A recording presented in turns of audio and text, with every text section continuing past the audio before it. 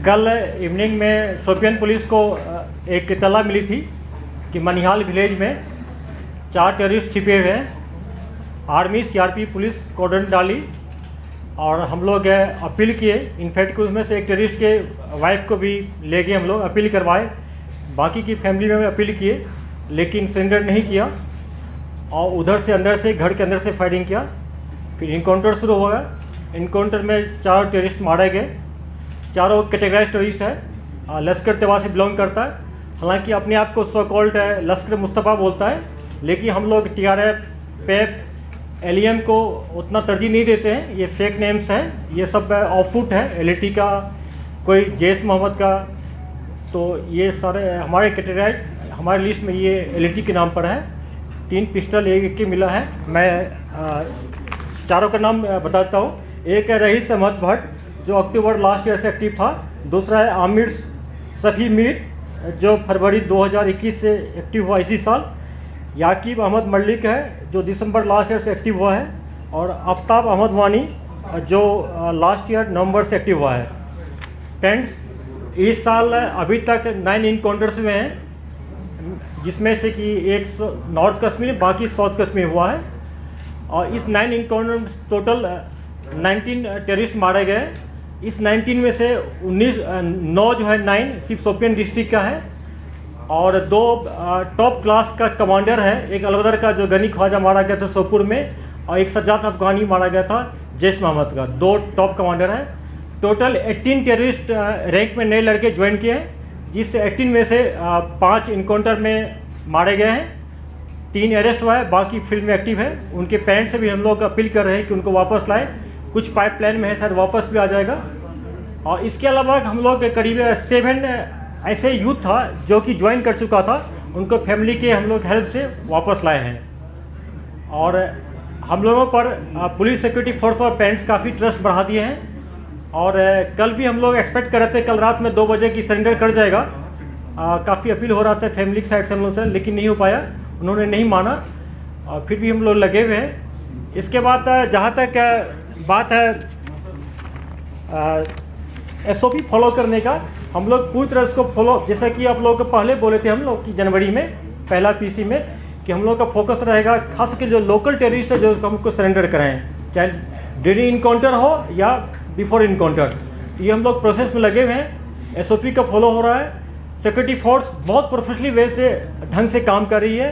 और इसका ही नतीजा है कि इस साल 19 मिलिटेंट मारे गए। उस 19 में से कोई भी सिविलियन का डेथ नहीं हुआ है।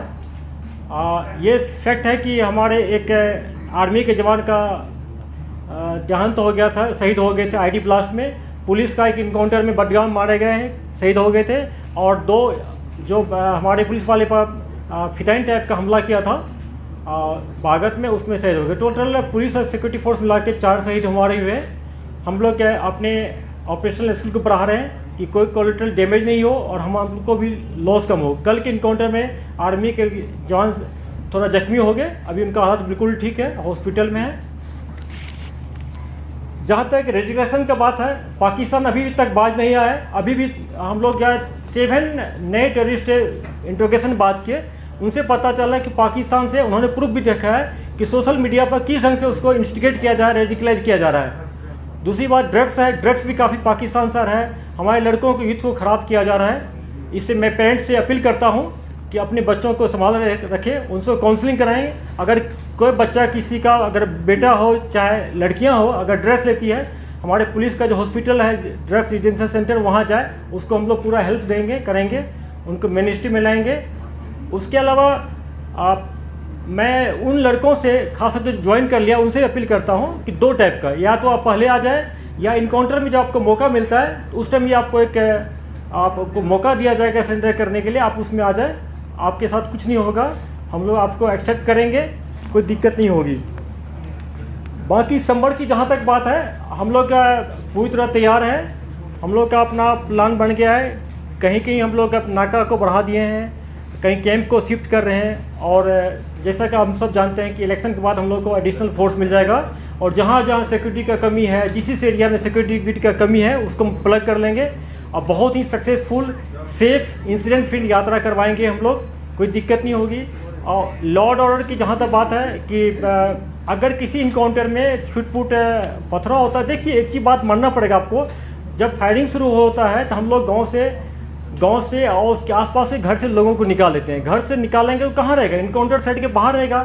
तो इसका मतलब ये नहीं होता है कि वहाँ पर जुलूस जमा हो गया। ये लोग उसी गाँव के होते हैं, उसमें से 5-10 कुछ मिसक्रिएंट होता है जो पत्थर मारता है, उसको हम लोग ठीक से हैंडल कर रहे हैं। जिसका उसमें वीडियो में प्रूफ आता है या पिक्चर है, उसको अरेस्ट करेंगे हम लोग। कुछ को पीएसए में बुक किए हैं और आगे भी करेंगे। लेकिन ऐसा कोई वारदात नहीं हो रही है कि दूसरे गांव से लोग आके ज्वाइन कर रहे हैं पत्थरबाजी में। इसी कोई सीरियस नहीं है। मैं आप लोगों से अपील करता हूं कि इनको ज़्यादा इस बात को ज़्यादा ऐसा माहौल नहीं क्रिएट करें, फॉल्स नैरेटिव नहीं फैलाएं कि पथराई बढ़ गया है। जहाँ भी हो रहा है अंदर कंट्रोल कर रहे हैं हम लोग, बहुत ढंग से इसको कंट्रोल करेंगे, कोई दिक्कत नहीं होने देंगे।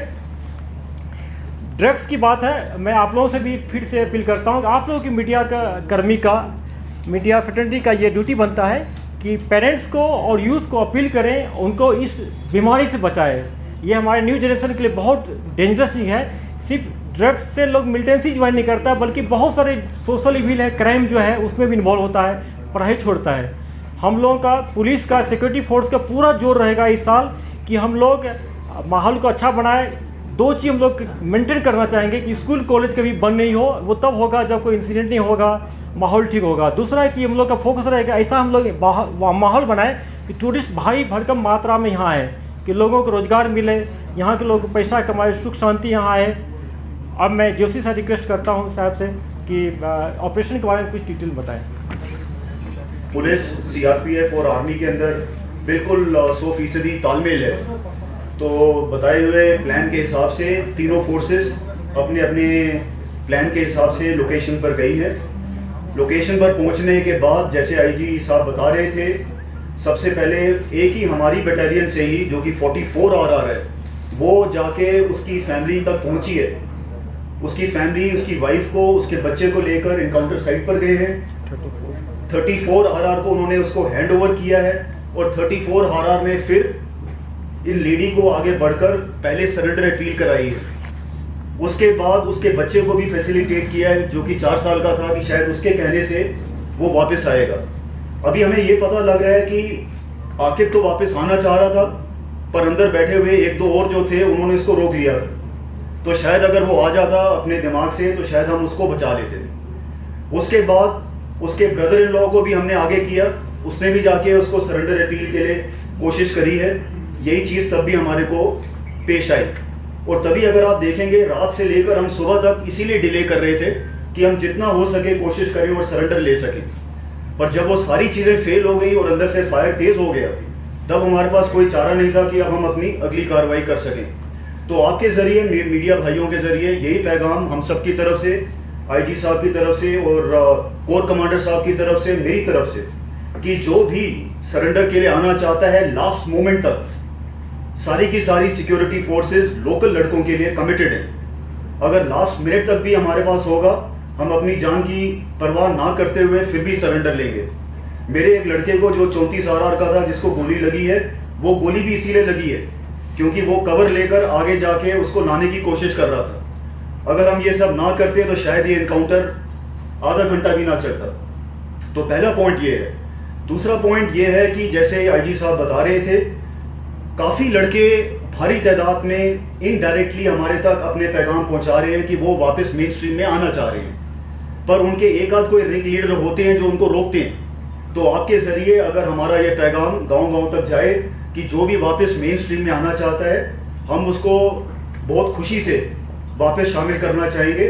सारी सिक्योरिटी फोर्सेस उसके लिए भी कमिटेड है। लास्ट मैं 34 RR, 2 सेक्टर RR, सीआरपीएफ और जेकेपी जो कि बिल्कुल एलीट पुलिस फोर्स बन चुकी है, उन सबको कोर कमांडर साहब की तरफ से, मेरी तरफ से बहुत बहुत धन्यवाद कहना चाहूँगा, क्योंकि इतने प्रोफेशनल तरीके से जो आजकल ऑपरेशंस हो रही हैं वो तब तक नहीं हो सकती जब तक टोटल समन्वय ना हो। Thank you.